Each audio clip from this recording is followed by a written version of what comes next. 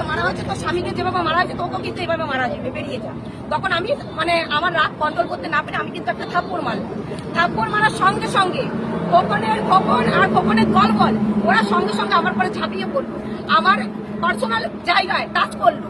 Touch করে আমাকে চোখে, প্রথমে চোখে ঘুষি মারলো, আমার মাথায় মারলো। আমার এমন কোনো জায়গা নেই যে আমাকে খোকন না মেরেছে, তার দলবল না মেরেছে। যে আপনারা দেখুন, সকলেই দেখুন কিভাবে আমাকে খোকন মেরেছে।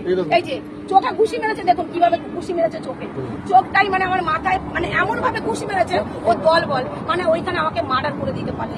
মানে এখন তো প্রশাসনের কাছে এসছে, প্রশাসন একটা কথা বলছে যে আপনারা মিটিয়ে নিন, আপনি যদি কেস করেন তাহলে ওরাও কেস করবে। আমাকে ভয় দেখাচ্ছে। আমি বলছি যে কেস করে মার খেলাম আমি, আর ওরা কেস করবে সেটা আমি দেখবো। বলছি ও তো পঞ্চায়েতের উপপ্রধান আছে, তাহলে ও পঞ্চায়েতের উপপ্রধান থাক আর যাই থাক, আমার পরে যদি মনে করুন আমি খোকনের বউকে থাপ্পড় মেরেছি, ও আমাকে উল্টো পাল্টা কথা বলেছে আমি থাপ্পড় মেরেছি, তাহলে সে তো খোকনের বউ আমার নামে কেস করতে পারতো, আইনি ব্যবস্থা করতে পারতো। খোকনকে কেউ অধিকার দিয়েছে আমার পার্সোনাল জায়গা হাত দেওয়ার, আমাকে মারার অধিকার দিয়ে দিয়েছে। আমি চাইছি যে আমাকে যেভাবে আমাকে যেভাবে নোংরা ভাবে আমার গায়ে কাজ করা হয়েছে, আমাকে মেরেছে, আমি তার বিচার চাই। আমি আমার নেতাদের কাছে আমি একটা কথাই বলবো, আমি লড়াই করেছি, আমি আমার স্বামী হারিয়েছি, আমার ফ্যামিলিটাকে শেষ করে দিয়েছি। 2 বছরের মধ্যে আমার 3টে জীবন চলে গেছে। আজকে সুখদেব খুন হয়েছে, তার বাবা মা বিচার পায়নি বলে 2.5 মাসের মধ্যে বাবা ও মা দুজনেই মারা গেছে ছেলের সন্তানের শোকে।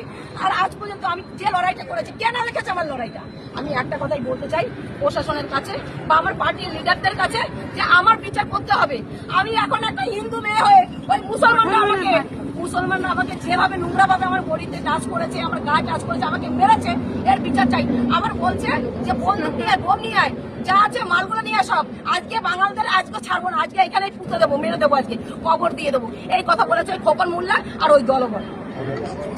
আমার নাম শুক্লা বিশ্বাস।